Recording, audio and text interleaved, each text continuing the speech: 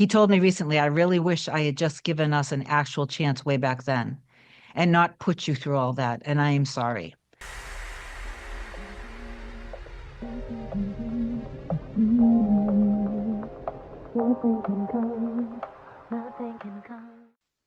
Hi guys, welcome back to another video. In case you're new here, my name is Kim. This is Core Union. Today's video is going to be a continuation from yesterday's success story.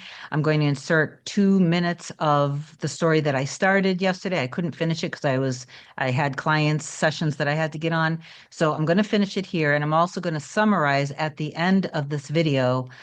I believe it's around 6 to 7 stages of observation of everything from when she was doing the inner work till after everything unfolded. And she's still continuing, by the way, to persist because even though they're living together, she is seeing how the program is still active within her. So it's important that she doesn't just stop doing the mindset work. And from my perspective, when you look at the most powerful and successful people who are aware of deliberate and conscious creation, they continue to do the mindset work. There is some form of either a method or a technique, whatever resonates with you, to change your beliefs and your assumptions. Okay. And then your material world always reflects it because what's in your heart and soul already exists anyway. You're the one being pulled towards it. Okay. So, anyway, I'm going to insert the 2 minutes of the story here, and then I'll continue on with the story. Before I do, if you love me, please do like, comment, share, and subscribe to the channel. It helps my channel grow, and I really do love and appreciate you guys for that. And if you want me to be your coach to help you manifest your SP back or anything and everything else, I know for a fact that I can help you. Email a short description to kim@coreunion.com. My scheduling assistant will put you in my schedule after you've booked on my website, coreunion.com, and you can book whatever you want to book. Okay, so let me go ahead and insert yesterday's 2 minutes here, and then I will continue. My subscriber wrote, I didn't expect this to be so long, but I felt compelled to share everything, especially the parts that have been real and transformational. Please feel free to share any part of this that might help somebody. My specific person, my mirror soul, who for months made me feel like I was just someone he came to for company and nothing more, like, having sex, basically, told me in mid-February that he loves me, and not just that, he asked to move in with me. My daughter adores him, and the love between us now is so intense, deep, and real, but I still struggle. Even with him showing up every day, even with the things he says, there's still a part of me that still believes it could all fall apart because she still has the program within her.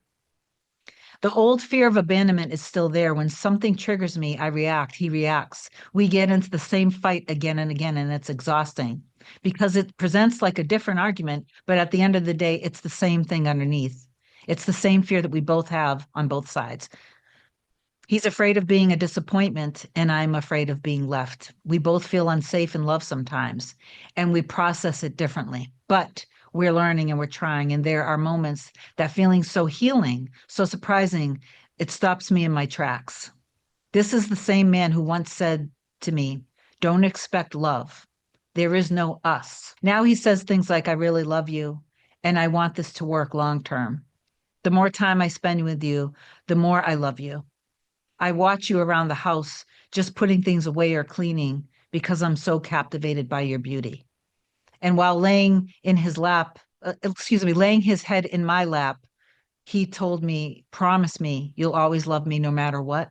And I asked one day, so does this mean I'm officially your girlfriend? And he paused and said, I'm insulted you'd even ask. And then he added, you're my person. He never used to say things like that. Not even close. The shift has been huge. And it didn't come from begging or chasing. It came from doing the work. After a long stretch of separation and no contact, not even intimacy, which used to be our usual dynamic, I found Neville Goddard. I started meditating twice a day, doing self-concept work, subliminals, rampages, scripting, affirming, revision.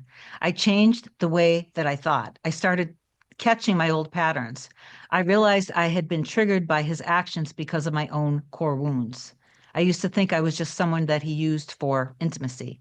He'd show up, we'd hang out briefly, and then he'd leave, and I'd be wrecked emotionally. I thought he saw me as disposable. I thought he never really did want me. But that pain, is what led me to the inner work. And once I started really connecting with my intuition again, I could feel the truth underneath what was happening on the surface. What I struggled with and still struggle with almost daily is releasing the limiting belief that I will be abandoned. I've done the work, I've used the tools, but it's still there. And let me just pause. You have done the work and you've done an amazing job and you want to continue, but there's a deeper, you want to go a little deeper with your inner work and let go of your past. When you're triggered by him, detach the trigger from him, handle the trigger independent of him. Excuse me. And I know I haven't fully released it because even after he moved in, even after he showed up fully, there's still a part of me that sometimes expects him to walk away. This is the same man I was trying to manifest just months ago. And now I see many of the things I affirmed and visualized have actually happened. It's incredibly empowering and motivating to realize that, yes, this happened because I allowed myself to create it. When he moved in, it wasn't because I asked him to, he did it on his own. Okay. And still, we run into the same wound over and over again. We'll have a couple of really good days, and then suddenly I interpret something he says or does as proof that he doesn't really love me or want me, and I get triggered. And so when she's getting triggered, he is feeling that in the same exact precise moment. Okay. And then it's like the boom, boom, boom, boom, boom comes up. Okay. But that's all that it is. So when you really truly know that, you can empower yourself and then basically see it that you're letting go and healing for the two of you guys. You're choosing the truth, choosing the love, choosing your power, choosing unconditional love, choosing yourself and choosing him. And then that allows him to do the same. And the truth is, we're so aligned in so many ways. We have the same parenting values, the same moral compass, the same lifestyle. We went to the same college at the same time, even though he's slightly older. We both went at the same college later in life. We both broke our necks in car accidents at age 20 on the same turnpike, just minutes away. And then she named where she broke her neck and the parts where he broke his. We drive the same model car, smoke the same brand of cigarettes, both have exes with the same first initial, both have kids with three-letter names. Let me just say here, I want to pause because a lot of you guys, when when you hear stories and you're like, oh, I don't have that. Oh, we don't have that. Oh, I don't have that. And then you say, oh, then they must not be the one. Just because that's her experience doesn't mean that would be everyone's experience. Me and my mirror soul share a lot of the same things in a lot of areas. And then there are other areas where we don't, but that's where we're perfectly matched because we balance each other out when we fully trust each other and we get in sync and alignment with each other. And it's my role to do the inner work to allow us to experience that in the material world. This is just her particular story. One time she says she was on a date and she left the dinner date early because he asked to see her, even though they were intimate. And then he said, go F around with other guys. There is no us. But deep down, I always felt that that wasn't actually true. I instinctively knew that wasn't who he really was. And I know it's for sure he hasn't been with anyone else since the night we met. He said when she asked, of course not, that I'm insulted you would even ask that. That moment told me everything. It confirmed what my intuition has been whispering all along. He told me recently, I really wish I had just given us an actual chance way back then and not put you through all that. And I am sorry. And even though he's not someone who says a lot, that hit me deeply. I want to say to him, and maybe I will, as traumatic and painful as it was, I wouldn't change a thing because it led me here. I suggest you do communicate that. I communicated something similar to my mirror soul. The emotional connection between us is unlike anything I've ever experienced. He once told me, we think the same things at the same time. We're definitely mirroring each other. And I smiled and said, big time. Even in the middle of a fight, he said to me, the more time I spend with you, the more I love you. And one night, while resting his head in my lap, he looked up at me and said, promise me you'll always love me no matter what. Another time he said, you're pretty much the perfect girlfriend. And he's told me while watching me just moving through the house, I watch you around the house just putting things away or cleaning, and I'm just captivated by your beauty. This is the same man who once told me not to expect love. There are still days I spiral when he leaves for work, especially after we've fought. I still get scared that he's gone for good. The fear of abandonment still grips me, but I talk myself through it. And this is where she said, even if it's 100 times, he's not abandoning me. He's just working. And this is what I said. You don't have to continue to go through that. Continue doing that, but also do what I say in my videos. Since you have been watching my videos and you see that you're getting results, now when you have this fight with him, keep him and the version of you and the version of him who are completely loving each other, who's healed enough, who see each other's divine nature, who trust each other's intentions, who turn to each other and just love each other through everything, and see the relationship as being, it's easier and easier now. We're open to each other now. We trust each other fully. We flow together. Now you're on the other side of it. And then when you get the trigger and you guys do argue, it's up to you. Step back, detach it from him, go within, and just give yourself love. And then if you have a memory of something impressionable without seeking or digging for problems, if usually we have these impressionable moments from when we were growing up. And you can see how just one impressionable moment from when you were a child can literally still come up 30, 40, 50 years later. That just proves that feelings, deep feelings, are powerful and they really do make an impression. He's not abandoning me. He's just working. And he has his own pain too. Before me, he was in relationships where he helped deliver a baby only to find out that the child wasn't his. That devastated him, just like I was devastated by narcissistic abuse in my past relationship. So we both came into this relationship with our walls up, pretending to be versions of ourselves that weren't real. We were both afraid to let our true selves be seen. One night he told me, I always come back, always, every time. And I said, yes, you did. But during those periods of blocking or no contact, I did not know you were coming back. So every time felt like the last time, and I suffered so badly from missing you. And he received that. I saw it land in him.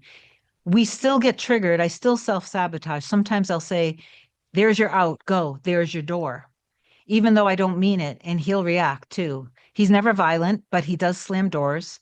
And that's his pain. That's his inner child trying to be heard. That's right. This love is not about perfection. It's about expansion. We're not just healing as individuals. We're healing through each other. That's beautiful. So no, this isn't a fairy tale, but it is real and it's sacred. And we're doing the work. We're doing the work to keep choosing each other every single day. I love this. When she asked him, have you ever met anyone else since we met? And he wrote, of course not. Or he said, of course not. I'm insulted. You would even ask. And then the next stage, when he confessed his love, she said, does this mean I'm officially your girlfriend? And he paused and said, I'm insulted. You would even ask. You're my person. And then the next stage, sweet moments after they moved in together, he said, promise me you'll always love me no matter what, while her head was in his lap. He also said, you're pretty much the perfect girlfriend. The more I spend time with you, the more I love you. I watch you around the house just putting things away or cleaning, and I'm just captivated by your beauty. I really love you and want this to work long term. The next stage, the spiritual awareness and the mirroring, where he said, we think the same things at the same time. It's crazy. We're definitely marrying each other. And her replying, big time. And then during the moment of regret, and this is the healing, he says, I really wish I had just given us an actual chance way back then and not put you through all this. And I'm sorry. The final emotional reflection from him, I always come back, always, every time. Her responding, yes, you do. But during those periods of blocking or no contact, I did not know you were coming back. So every time felt like the last time. And I suffered so badly, so badly from missing you. And that is the most painful part of the journey. And then she said that that landed with him. She could see it, that it landed with him. So she's well on her way with him.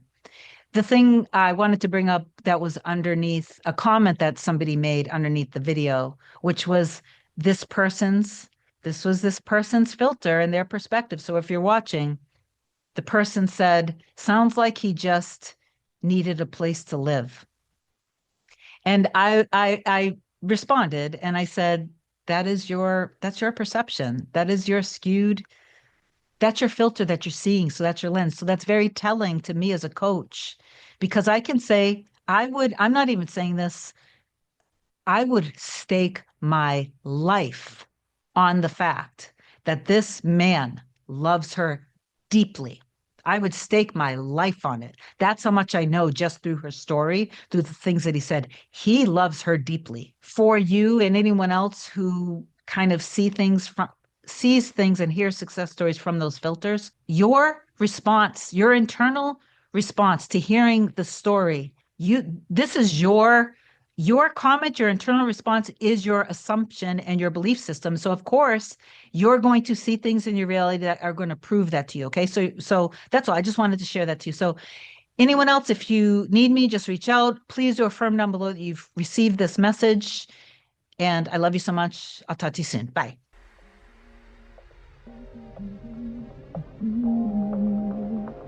Nothing can come, nothing can come, nothing can come between us.